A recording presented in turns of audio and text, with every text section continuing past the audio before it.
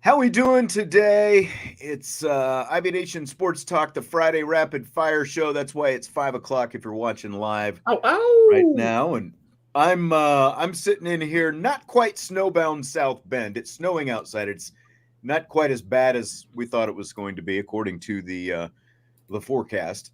But I'd love to be a weather person. You're never right, but you get paid to be wrong. I know. Vince and Jesse gallivanting around the nation. Vince is in Florida, where apparently the sun is not shining today, Vince? It is not shining. It is 68 degrees, though. So, I mean, I will take that part of it. But it is currently raining and overcast. So, all right. Should be great for kicking tomorrow. Jesse is still in Ohio, but a different part of Ohio. His, can't say in-law, his his lady friend's dad is having a birthday this weekend. But do you want to say in-law? That's the question. Right. Salty, by the way, Jess, from the looks of it at times, is Jesse's house actually either a safe house for police informants or an undisclosed location for military interrogation of terrorists? You are in a different location today, and it could be a new safe house that you're in from the looks of things. Yeah, real good attic vibes up here. I might be locked up. You never know. For sure. All right. Well, Jesse just gave us a time limit at the start of the show. So let's light this firecracker and just get it rolling here today. All right. A lot of coaching activity, obviously, this week. And we're going to start with this. In the wake of Marcus Freeman's name initially at least being connected, according to Pete Thamel, to the Alabama coaching vacancy, there's been a lot of, understandably nervous Irish fans this week. We're going to get to the Kalen DeBoer news in a little bit, but I've seen some suggest that maybe it's, Notre Dame needs to up the ante, give Marcus Freeman a contract extension with a bigger buyout than the reported $4 million that it sits at. So do you guys buy or sell this notion? What do you think? So there's two sides to this, in my opinion. The first side is you go off performance, and Marcus Freeman in his first two seasons is, and maybe I would like my fact checkers to back me up here, but in the first season he was 9-4, and then in the second season he was 10-3. So I believe that puts you at 19-7 over your first two seasons. Well, that's not horrible by any means. That's really good. I don't know if that warrants an already contract extension. Have you proven enough in your first two seasons to warrant the contract extension? But then the devil's advocate to that, or the flip side to that, is does he need to be beefed up considering, what's kind of going on right now? If you don't want to get poached, do you beef up the buyout? That way the other team has to, or whoever it might be, has to put in more in order to pull Marcus Freeman away, essentially. So that's kind of the way I look at it. And again, I don't think that the first two seasons has warranted a beefy contract extension, but I understand the kind of unsettling nerves of people being like, well, why not beef up an extension? That way that he's definitely going to stick around. I agree with Jesse, and I will expand on that as well. I think that should they be beefing up the extension right now in fear that he's going to leave for the 24 season? No, that's ridiculous. And the fact that the buyout was, a little under $4 million or whatever, I believe his salary is right around $5 million. I mean, why would you make the buyout bigger than his annual salary? That much more than his salary. Yeah. When you first hired him, you know what I mean? Why would you have done that in the first place? So that seems a little bit ridiculous. And I agree with Jesse that he hasn't done enough to warrant an extension and a bigger buyout and all of that. Look, Marcus Freeman is not leaving because he believes in what he's building right now. Right. So I don't think it's necessary. Now, if he goes to the playoff and makes some noise next year, I think you can start having the conversation of an extension, but not now. Not now. I think we're all completely on the same page. And I mean, first, if Freeman's buyout is $4 million, Alabama is now apparently on the hook for Kalen DeBoer's $12 million buyout is what it's been reported. Like, if they want you bad enough, especially in that, whether it's Alabama, Georgia, whoever, they want you, beefing up, even doubling the buyout to $8 million, that's not going to do anything. And I agree with exactly what you guys are saying. It's like, did Charlie Weiss not teach people anything? Because he won 19 games, just like Marcus Freeman in his first 2 seasons, and the exact same amount of wins. Then he proceeded to win 16 over the next 3 years. And what did Charlie Weiss do after 1 year? He and his agent convinced Kevin White, well, you got to pay me more because people are going to be coming after me because of all this success that I'm having. And look what it did them. They ended up firing him again, 3 years later, and they ended up paying him for the next 7 years, while he was working at other places. He turned a close call into USC into a big fat pay raise. And now, the one thing, like Weiss, at least in those first 2 years, like if you're going to compare Weiss to Freeman, yeah, they've got the same amount of wins, but remember, Weiss got him to a Fiesta Bowl and a Sugar Bowl, whereas Freeman got him Gator Bowl, Sun Bowl, and he needed those bowl games to get to that next, to essentially match what Weiss did in those first 2 years. So I completely agree. Like, I'm not, underselling what Marcus Freeman has done. I think we all think that he's on the right track, but the bottom line is, I think this is a big year for Marcus Freeman, in terms of, all these kind of conversations in terms of, is this a guy that maybe you reevaluate after this year? It's a 12-team playoff. The playoff is expanding to 12 teams, and it's a more manageable schedule coming up in 24. So to me, it's playoff or bust for Marcus Freeman and for Notre Dame. And until that happens, then no, you absolutely don't consider some kind of bigger contract extension just because you're a little nervous that someone might come and snatch him away. You got to do a little bit more, I think, to get there first. It's an overreaction. I mean, it's an overreaction by fans too. That's the other thing. It's not an overreaction by the administration or anybody that actually understands what's happening at Notre Dame. Like, right.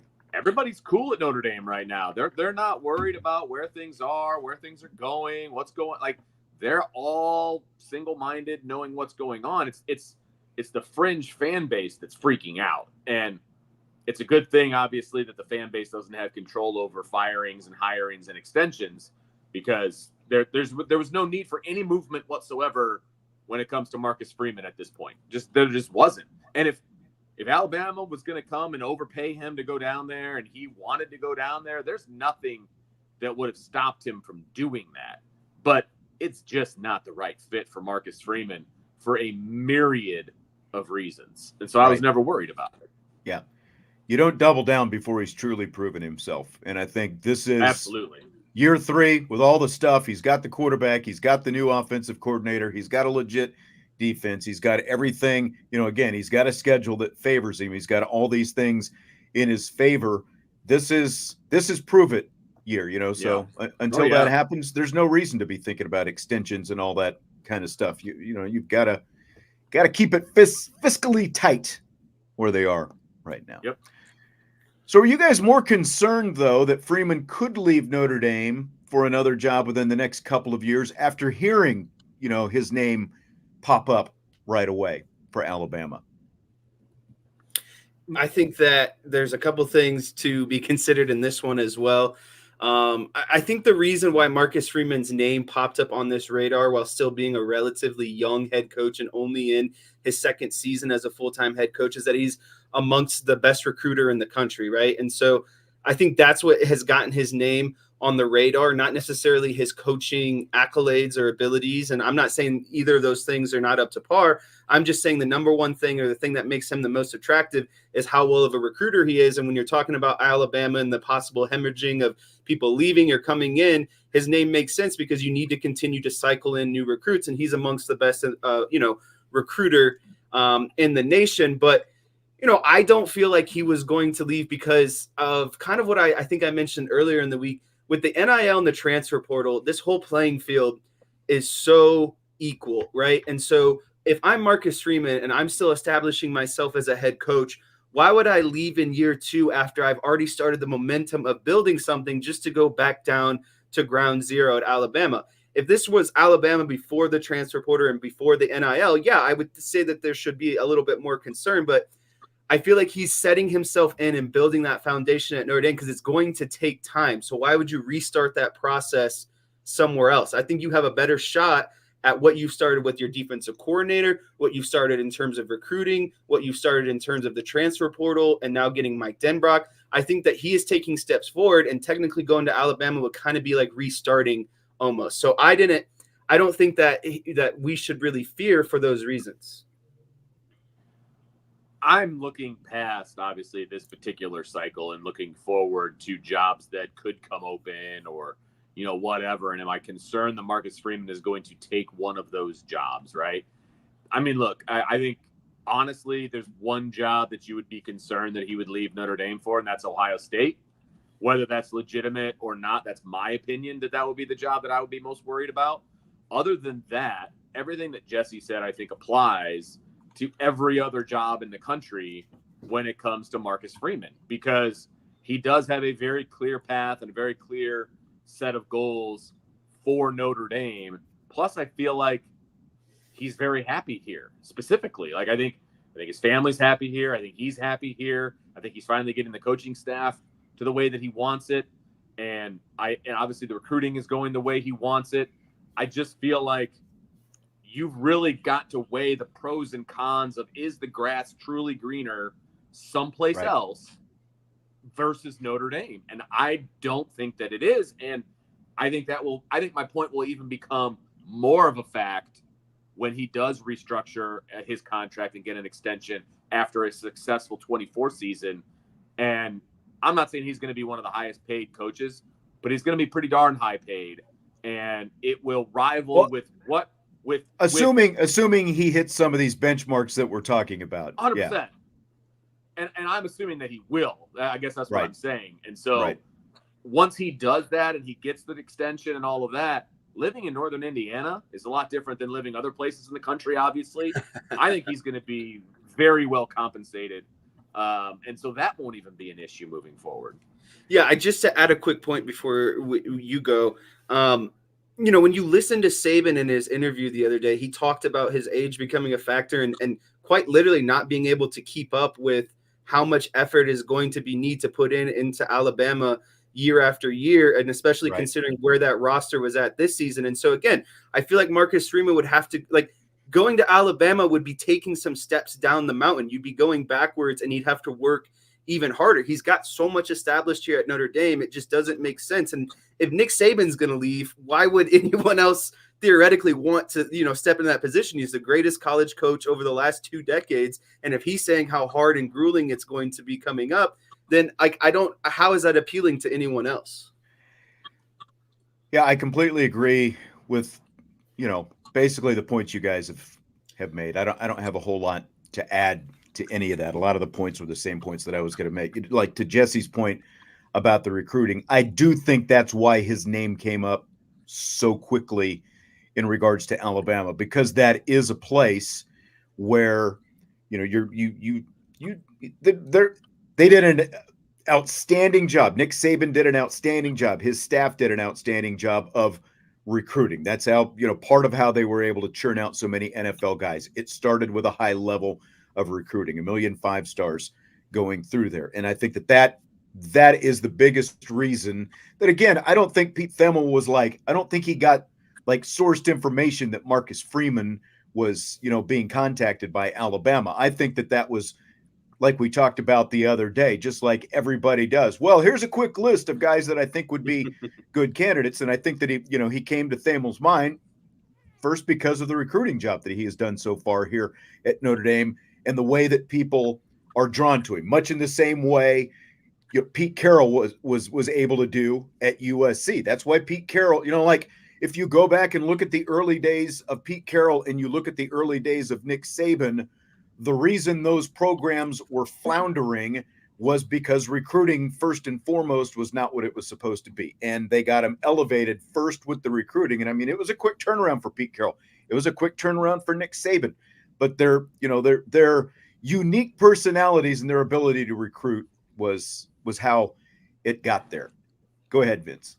I will also say that one of the reasons that Marcus Freeman's name came up, one, because he's at Notre Dame, and that's the spotlight that is on Notre Dame, right? I mean, and the spotlight that is on Notre Dame has totally proven that Marcus Freeman is a pretty stinking charismatic guy as well. Right. Says the right things, does the right things. He's a family man. Like the recruiting, there are a lot of people.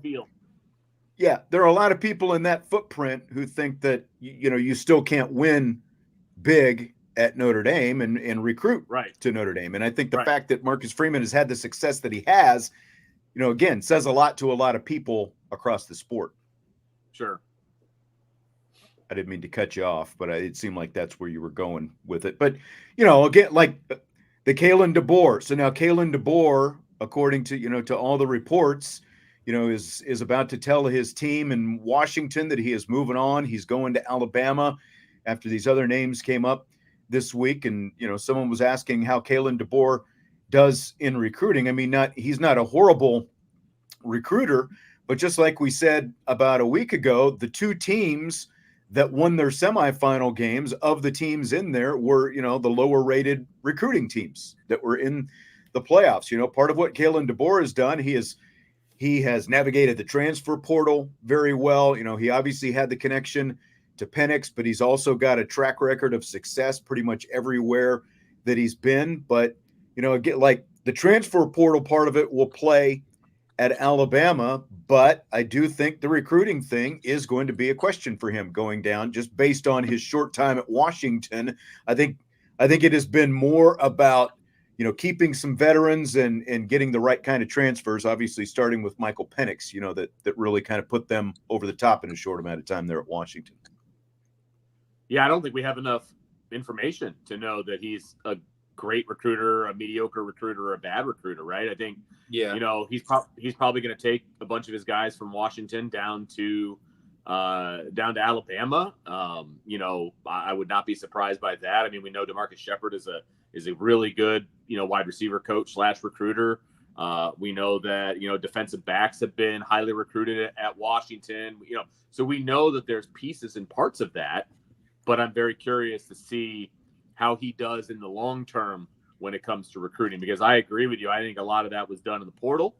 And so he just hasn't had a long enough track record as a recruiter, as a head coach for me. Kalen DeBoer also has the one and only Shaq Van, so nothing can go wrong.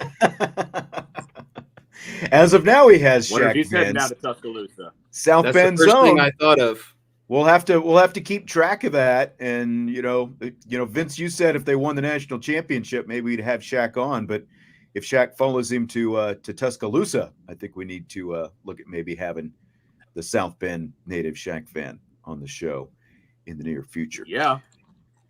Joe was asking what Denbrock's buyout is. From what I understand, Denbrock's buyout was a little under $400,000 at LSU. And if he had signed the contract extension, which he obviously didn't sign, which made everything more manageable, it would have bumped up to around $1.5 million, like in that ballpark. But because he hadn't signed the extension, it was a little under $400,000, I think is the number. Can you pull up that most recent Salty comment in the chat? I think it kind of segues to something here. So he wants to know, he says recruiting is a combination of what you're selling and how you sell it. DeBoer was selling Washington. Now he's selling Alabama. His effectiveness will go up. While I agree, I think Alabama's appeal was Nick Saban for the longest time. And so now that Nick Saban is gone, and you introduce the portal and NIL, I don't know how attractive Alabama is compared to what it was 5 years ago. Kalen DeBoer has a lot to prove down there. When we were talking about Nick Saban, when the news broke a couple of days ago with him retiring, I said it then, I'll say it now. He had 16 consecutive seasons of 10-plus wins.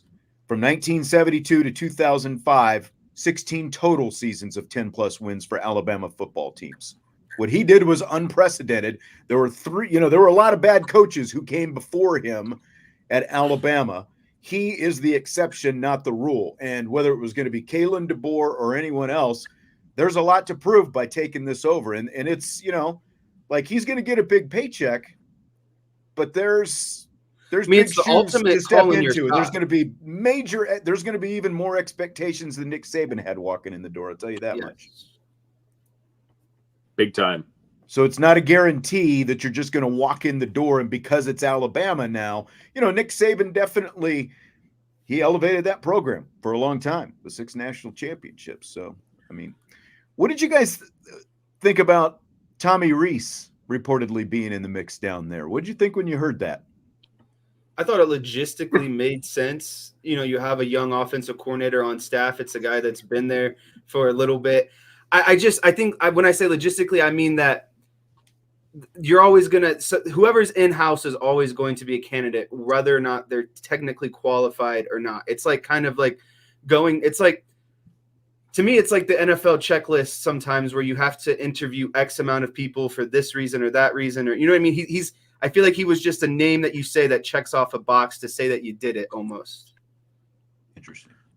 I completely disagree. I was shocked that was the case. He is in no way, shape, or form ready to be a head coach at the Power 5 level. So that shocked me. And especially because even Pete Thamel with his ridiculous throw, pasta against the wall and see if it sticks list of coaches that he put out when it initially happened, didn't even say Tommy Rees. He literally said, with no legitimate internal candidates, here's who is a candidate. And right, it was nobody on the staff. You know what I mean? And I think that part of it was true. The rest of it was, I'm just going to see what happens. But the first part, I think, was absolutely accurate. He had zero chance of getting that job. Marcus Freeman was more of an opportunity to get that job than Tommy Rees was. Yeah, I would have been shocked. I would have been more shocked than Rocky Balboa going the distance with Apollo Creed. It's if Tommy Rees had gotten that job. A lot of people think that he failed up here from Notre Dame just to get to Alabama, and then he did his MacGyver job, using paper clips and duct tape and all that stuff to get Jalen Milroe and that offense into a into the college football playoff. So to go from that to follow potentially the greatest, coach in college football history probably is, I think the tide might have just rolled right into the Gulf of Mexico if Tommy Rees ended up being hired as head coach. I mean, he's very young still, and he's still a coordinator, and 31 years old. It's amazing how young he is still when you sit back and think about it. Right. The only chance he ever had is Mac maybe, or something along those lines, like Group of 5, possibility, I guess. If that's even what he wants to do, I don't even know if it's what he wants to do. Yeah.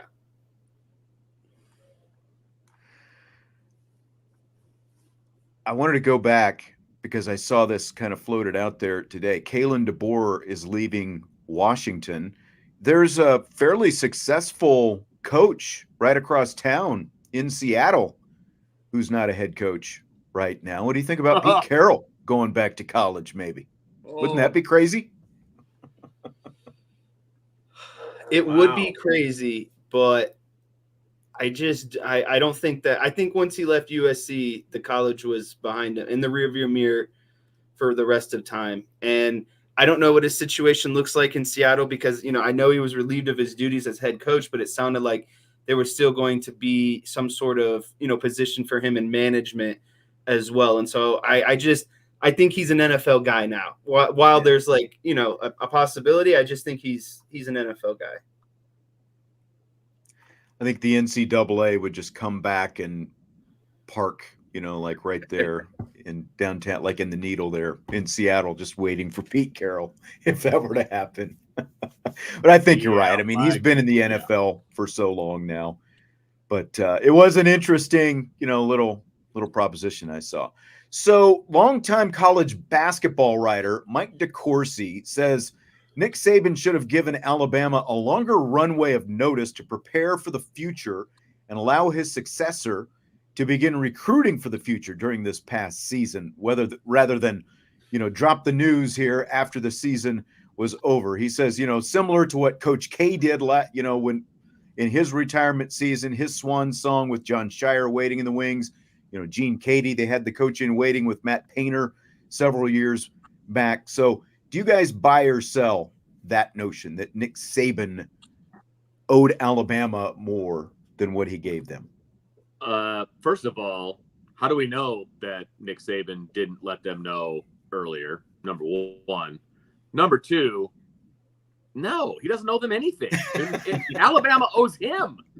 He doesn't owe them squat. No, absolutely not. I mean, look, Notre Dame almost beat Duke with the roster that they've got. So how did that succession program work over at Duke? Okay.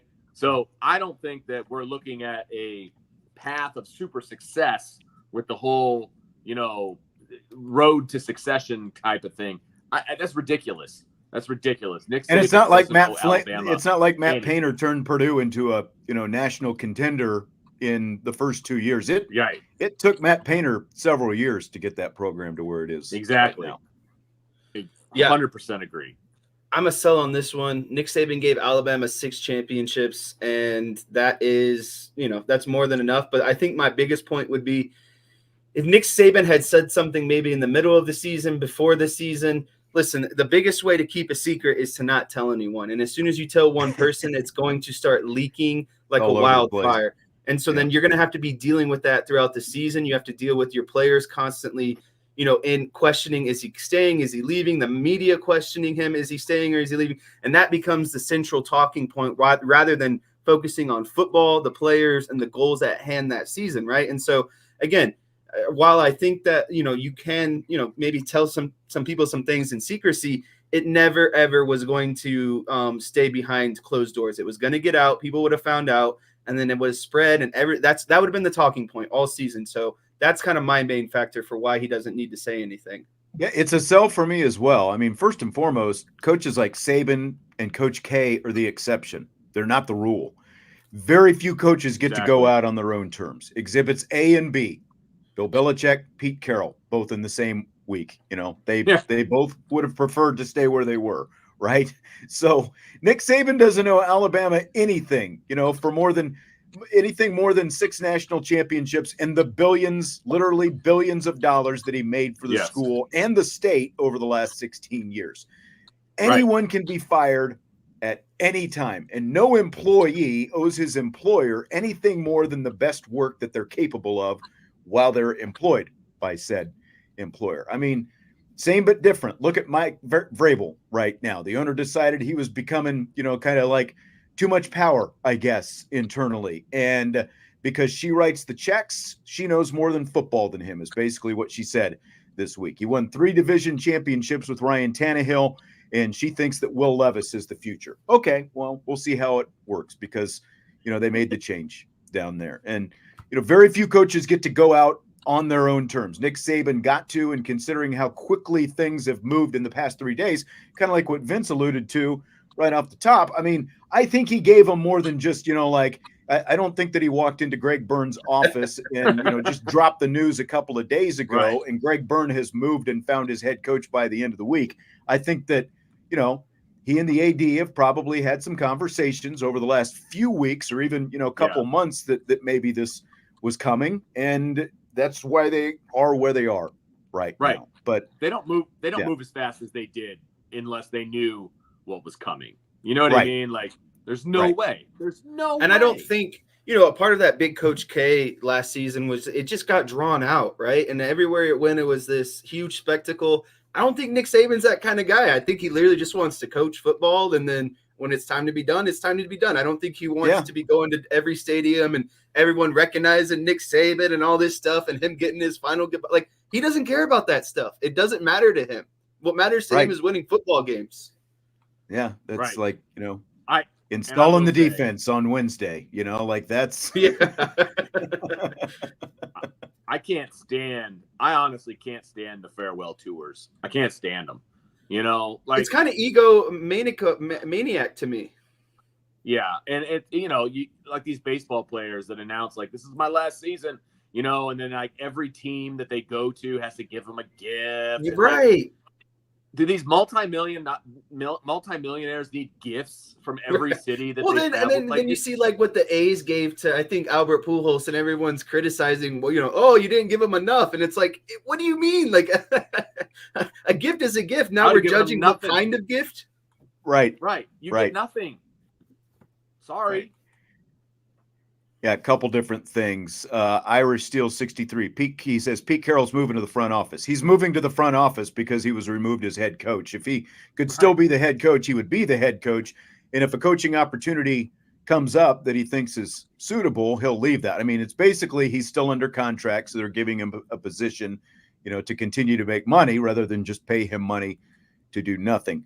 ND Sailor, they're all talking Vrabel to Ohio State. I mean, this is an interesting one, and I don't think that's going to happen like right now, but it definitely lights another fire under Ryan Day, with Mike Vrabel becoming available, and especially since Vrabel is not going to the Patriots now, since Gerard Mayo is going to be the head coach. It's like, again, like Robert Kraft obviously had things in motion before he made his final decision with Bill Belichick, because he's already got his head coach, an internal candidate, which I'm sure that, they've got a lot more, exposure to Gerard Mayo out there, but you're talking about making a position coach, a head coach right away. That's a pretty big leap as well, but he knows the Patriot way, I guess. Yes, he does. So speaking of, big hot candidates and everything else, if you were an NFL team, would you have more interest in Jim Harbaugh or Bill Belichick right now? Oh, I've been waiting for this question all day, to be quite honest with you. So I'm going to take the mic on this one. Now which way you're going to go with it. So I got to stick with, so here's what the biggest knock on Bill Belichick is it was a Brady-driven situation. And you've seen people saying, players, reported to Bill Belichick, but they played for Tom Brady. And that's all fine or well, right? Like, I don't think that either, like, Tom Brady needed Bill Belichick needed Tom Brady.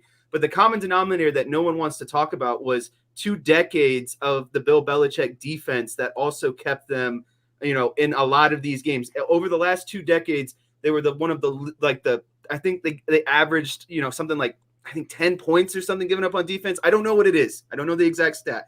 But Bill Belichick led those teams with really good defense. He's a tremendous defensive mind. And so while you have Tom Brady, you still need excellent defense to be considered in the NFL, right?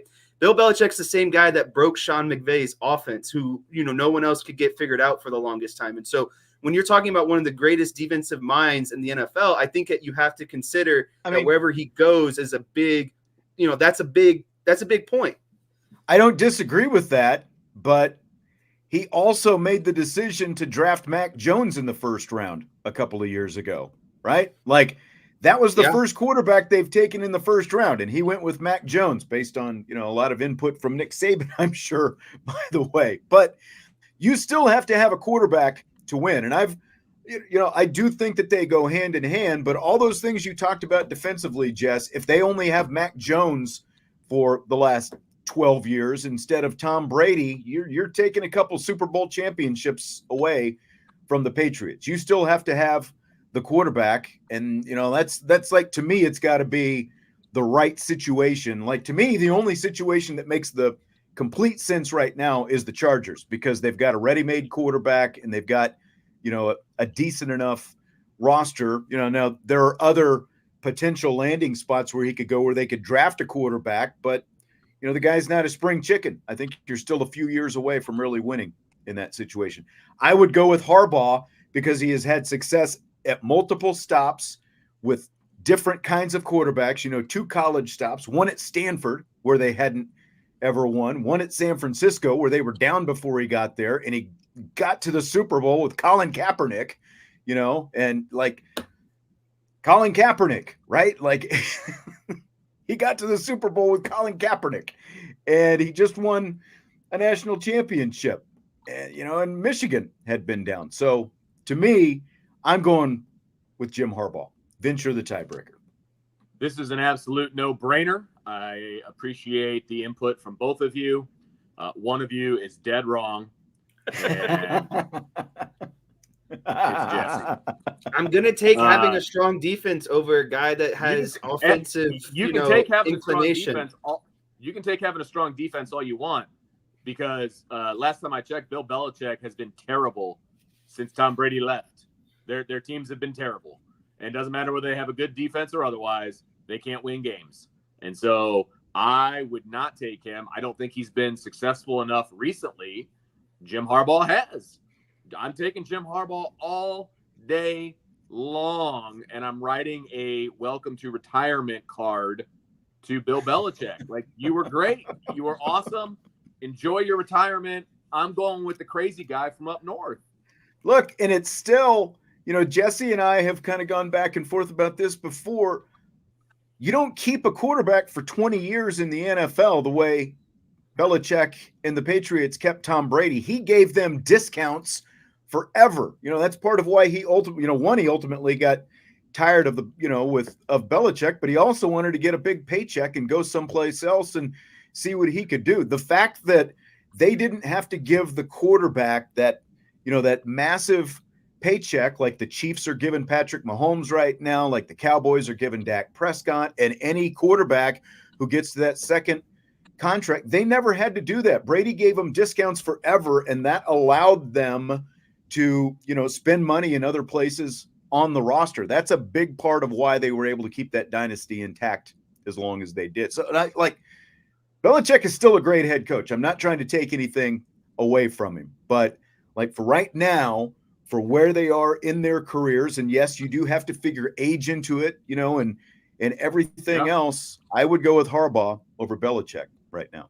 And it wouldn't even be a long decision. It really wouldn't be. I'm sorry.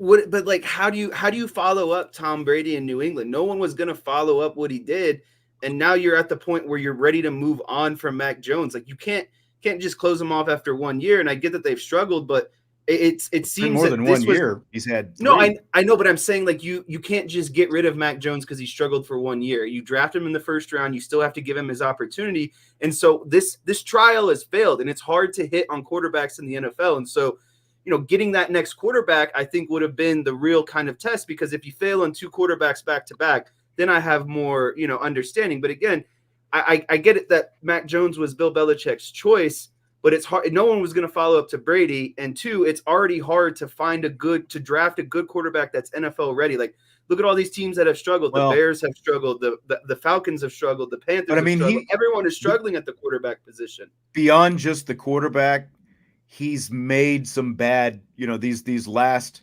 3 drafts or 4 drafts or what, he's made some bad decisions with the drafts, he's made some bad, he was a big, if there's the big discussion, if you're just going to hire him as a coach and take the personnel duties away from him, then, that's probably, those are 2 different things. Just as a coach, there's no doubt, Jess, Bill Belichick is a great defensive mind. I mean, he was, one of the masterminds of those Giants of the 80s and, the early, whatever year that was that 90 or 91, when they beat the Bills in the Super Bowl. I mean, he was a big part of the reason why before he moved on to become a head coach. I'm not taking anything away from him as a defensive coach, but, again, for where they are right now, I would push my chips over to the Jim Harbaugh side of the table. Well, and age does have something to do with it. I mean, right. Bill Belichick. Yeah, and that would be my kind of biggest overturning factor is one guy's old and one guy's, younger and hot right now. Well, he's 60. I mean, it's 60 versus 71, right? And so that does make a difference. It just does. And I'm not willing to allow, if I'm the Patriots and I've had all this success, right? I'm just not willing to allow, okay, you failed with one quarterback, they gave him 3 years or whatever it's been. You want to let him have another shot at another quarterback, take another 3 years, and then move on? No, we're good here. It's time to turn the page. Yeah, concur. So there's been some talk the last couple of years about a draft lottery for the NFL, similar to what the NBA's been doing for several years, what MLB, Major League Baseball, just added. How about this twist I saw as an alternative? And Jesse actually saw this and sent it to me. The two worst teams in the NFL play the Thursday night before the wild card weekend, and the winner gets the number 1 overall pick in the draft. Do you buy or sell it? This one's a buy for me because I think if you want to deter, overall, one, it gives us something to look forward to. It's like the appetizer before the main course of opening the NFL playoffs. So that concept itself is pretty sweet. And then second of all, when you have when you're, there's this fear of teams absolutely tanking, you still have to win that kind of game at the end with your overall roster. So I think if you're some of the two poorer teams, you just keep losing, well, there at the end, you still actually have to win something to kind of, win that final, the number 1 pick essentially. And so I like the idea of battling it out for the number 1 pick. You should have to kind of earn it a little bit more outside of, potentially just tanking. This is a huge buy for me. Number 1, I get another football game to watch on a night when there wasn't going to be any football. That's a huge buy all by itself. And it's a buy also because I think that game would be a lot of fun to watch, to be honest with you. I mean, yeah, it's still the two worst teams in the NFL, right? But it's still NFL football. Those teams are still, you know what I mean? And it's not like watching the two worst teams in NCAA. Oh, we're starting to lose Vince. Here's the question I want to know. Oh, there he is. Oh. There he is. Oh, here's the question I want to know. Like, one, I buy this. I think it's a very intriguing idea. And basically, you give the players a paycheck just like playoff teams are going to get paychecks because it's going to be on TV. It can't be worse than most of the Amazon Thursday night games throughout the season, right? So even though it's a couple of bad, you throw them on there. But like in this year's case specifically, the Bears have the number 1 pick, but they got the draft pick, from the Panthers from last year's draft. So who's playing in that game? Are the Panthers playing in that game because it's, technically their pick that's been traded, or are the Bears playing in that game because they're getting the pick? I think whoever owns the pick. Whoever owns the pick? Yeah. Because it's your organization fighting for it, right? Right. That's kind of how I would lean, but I'm also on the boat of whoever owns the pick. Yeah.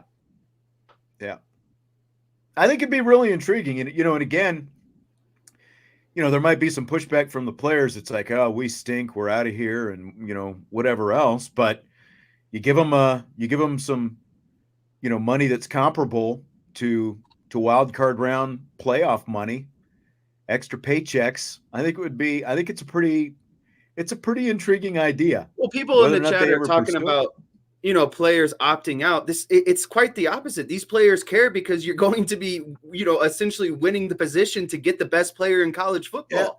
Players don't have to care. I mean, they don't have to care in week 18 either, but they have to go out there and play because they're getting paid. And if you write it into the contracts that you're putting this in there, then they have to go out and play. It's part of being a professional football player. That's just part of the deal. They don't have to care about it. It's just, most of this is just for show anyway. It's literally just a TV product, to the NFL.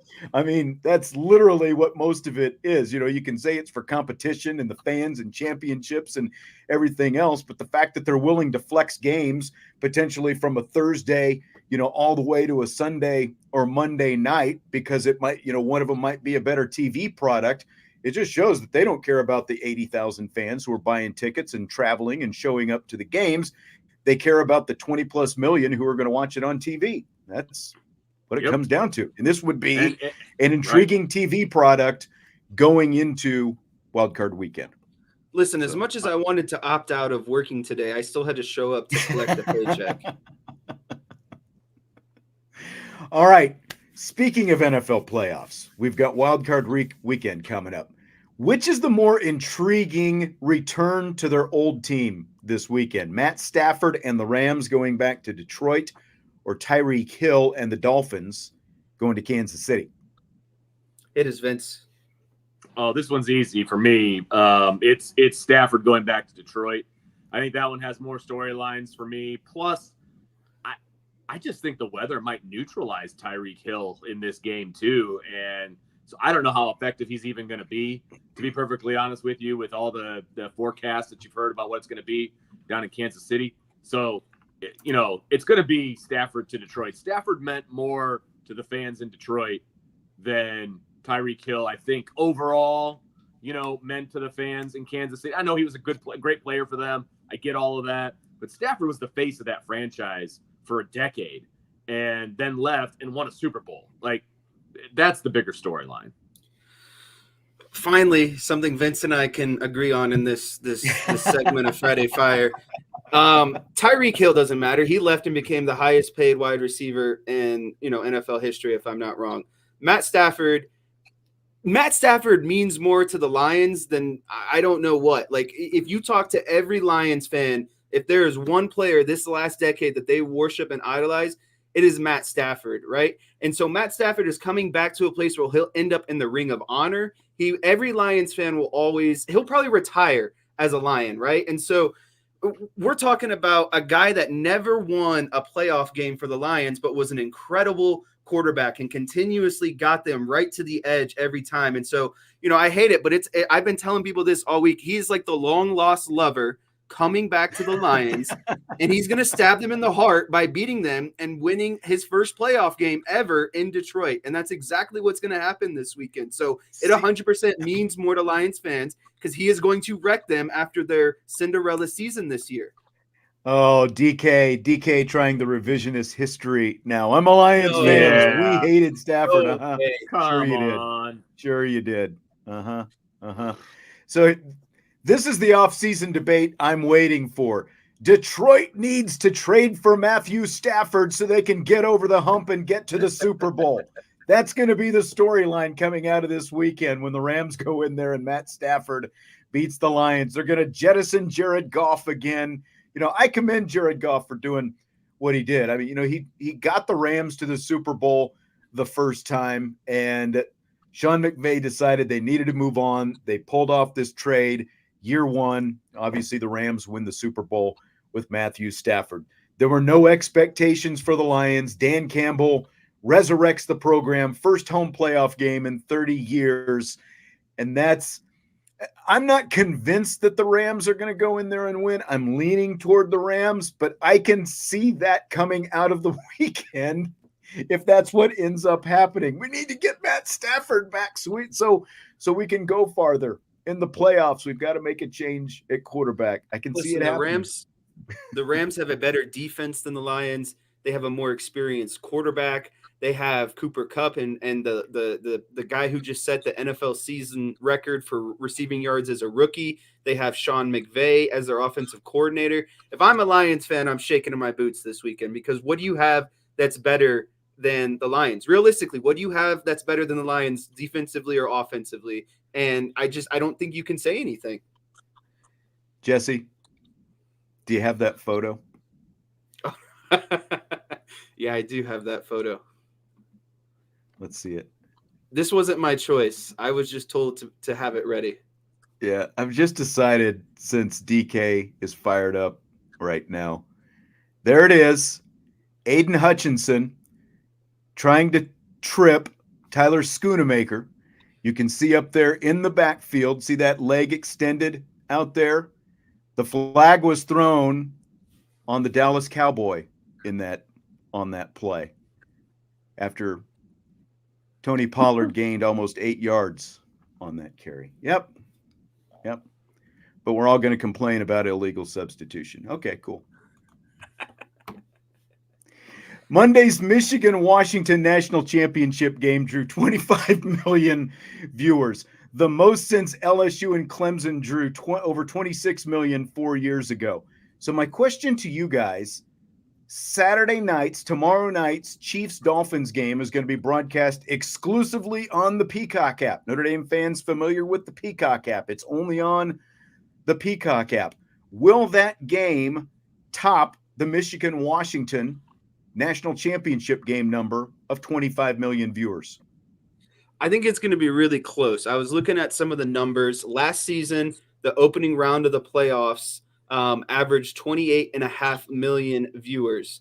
The year before, it was just about 30 million viewers. So this 25 million, 26 million is right in that ballpark. It's just a matter of how many people want to commit to Peacock to watch the Chiefs and Dolphins. And so unless you're a Chiefs or Dolphins fan, I don't know if you're going to commit buying Peacock just because you're a casual fan that wants to watch the game. So I think it's going to be very close, but I wouldn't be surprised if it's in kind of like the 22 to kind of 24 million type range. Well, if we know anything about Peacock, you're never going to know what the number was after the fact anyway.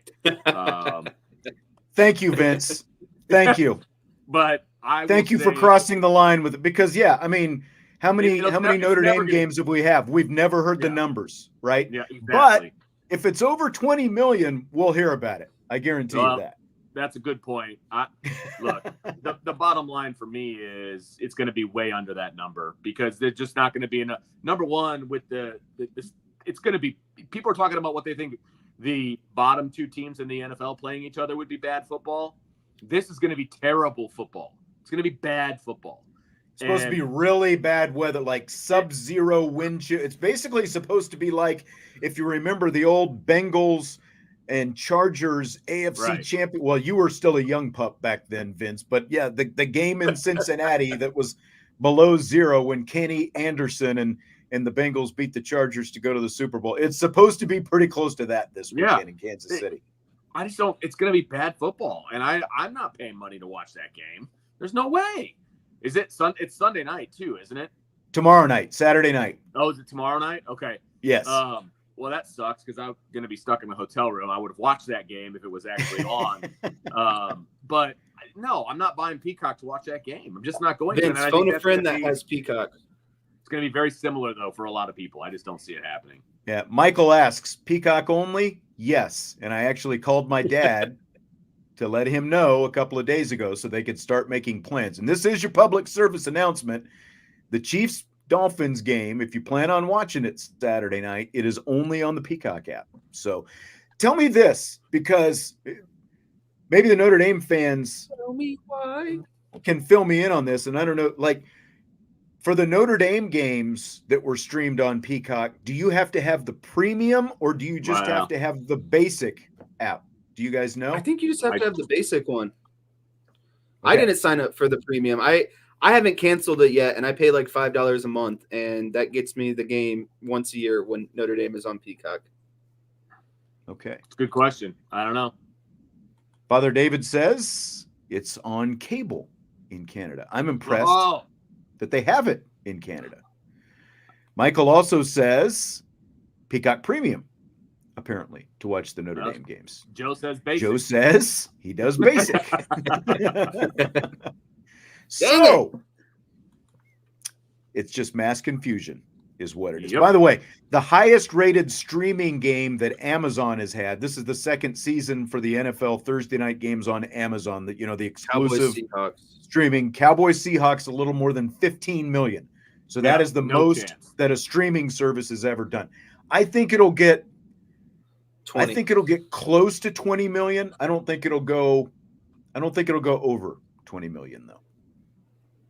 Like personally, like the stuff that you talked about, Vince, the weather and all that stuff, that makes me want to watch it even more, because I think snow and weather as a backdrop makes a really compelling viewing product when I'm watching it play. You're just used to watching the Chiefs games in the in January.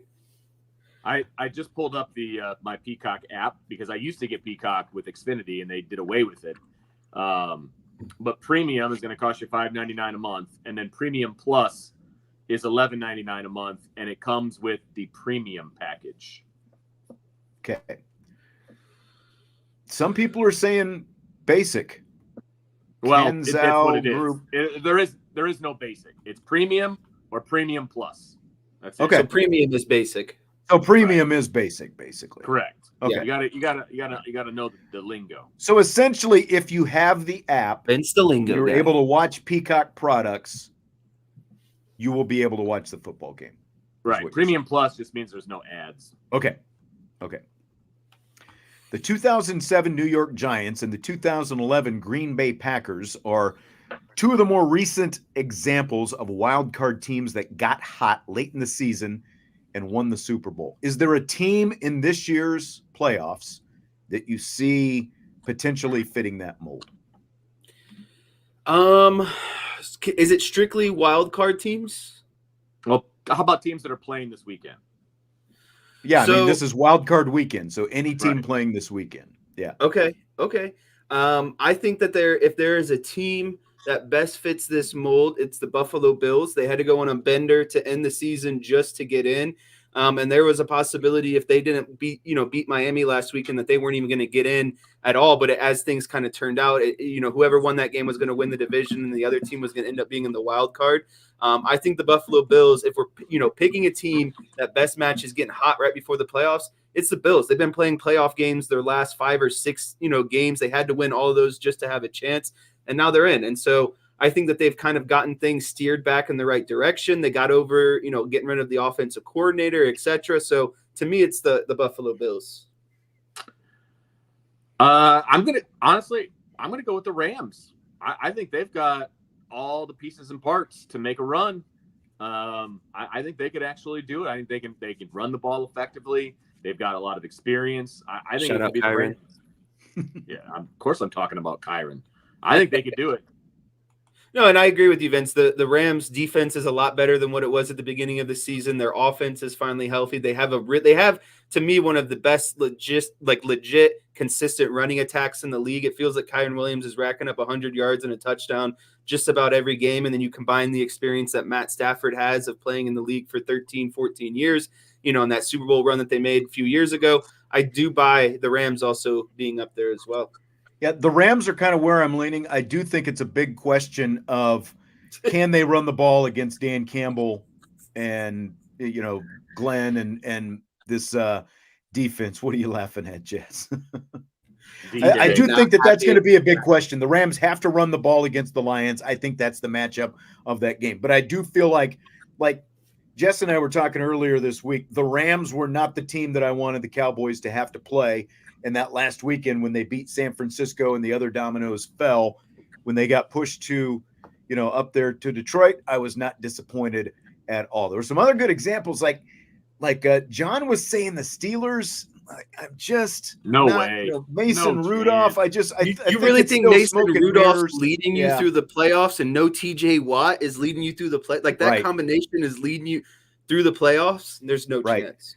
The Cleveland Browns, though, I did see the Browns mentioned. They're favored going on the road this weekend. One of 2 road teams, I think, that are favored this weekend. The Browns are really intriguing with Joe Flacco, man. Like what Stefanski has done up there. Vince is shaking his head.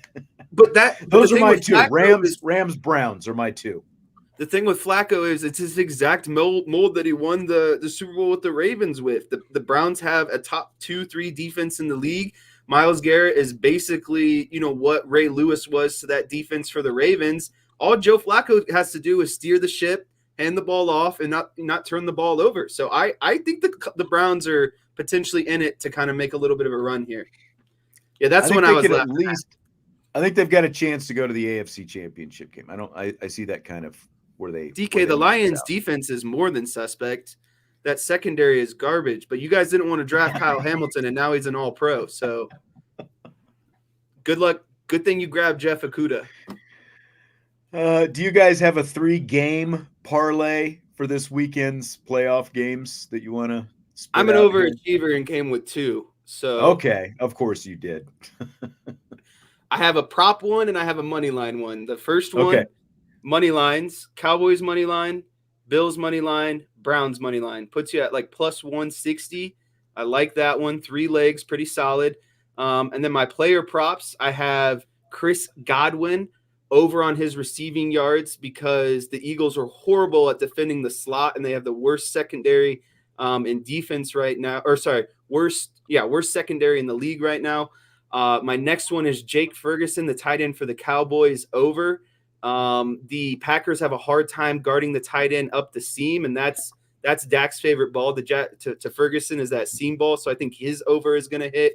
And then the last over that I would go with, it was another tight end. Oh, Dalton Schultz over against the Browns because the Browns defense gives up a lot of receptions to the tight end as well. And so that was my other 3-leg parlay on props. Okay. Two of them.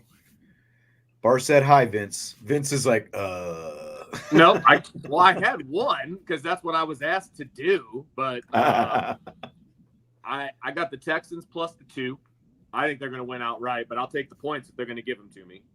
I will take the Cowboys on the money line, and I will also, contrary to my last statement, will take the Lions on the money line as well. Ooh, Vince going back against himself. He thinks the Rams can win, but he's taking the Lions. Are you just trying to please DK or your father-in-law on this one? You know what? I've been watching a lot of the Lions lately. I think they got a little something cooking, man. And they got this home game. And my father-in-law was actually at the last game of the season at home. And he was talking about the crowd and just how starved those fans have been for a winner. I think they got a shot, man. I think they're going to win. Yep. Indy Sailor says Jesse should do a betting show. I mean, get us a sponsor and we'll hook that up.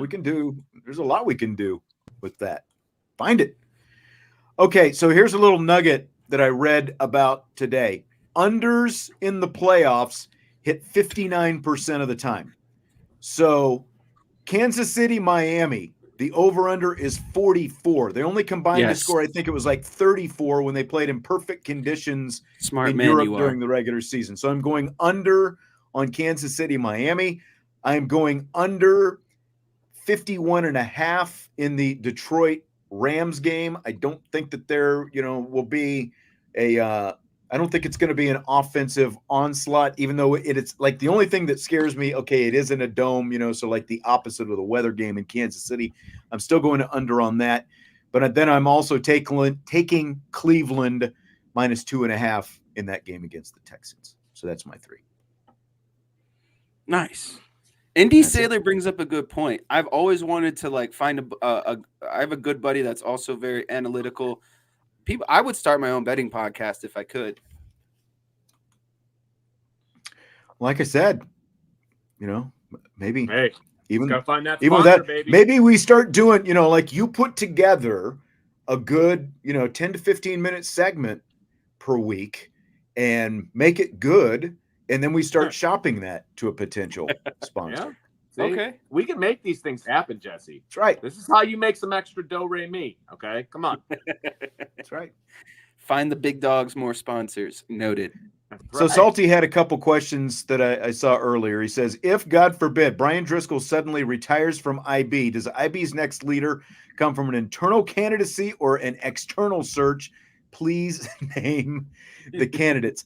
I don't think it's going to be internal or external. If Driscoll retires suddenly, it's because he sold the business for a boatload of money, and he'll walk off into the distance and then right off into the sunset, and whoever buys it is going to run the thing. So I guess that's technically external, but that's where my money would go on that, Vince. So you're saying the retention rate would be very low.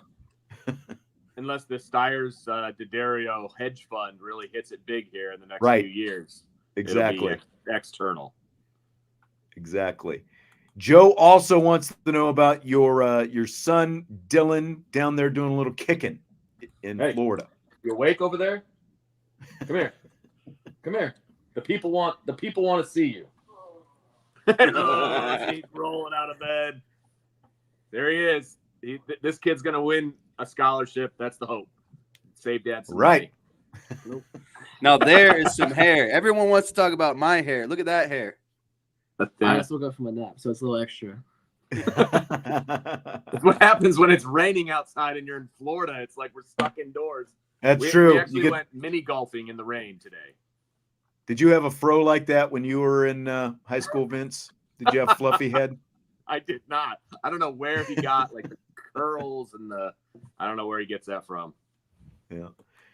Larry said season unders 53.9, highest in 20 years. And the unders also go up in the playoffs because coaches are more conservative in the playoffs. That makes sense. So a lot of backup quarterbacks this season.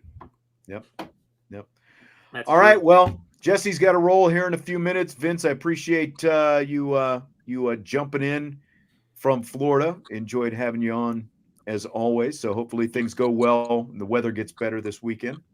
One of your favorite movies is on right over here over my right shoulder. Moneyball. Nice. Very nice. Yep. All right. Well, that's going to do it. Hit the like button, subscribe, rate, review. Have a great weekend. Enjoy. We've got Notre Dame men's and women's basketball both coming up this weekend. And, of course, we've got NFL Wildcard weekend. So enjoy it all, and we will talk to you next week on IB Nation Sports Talk.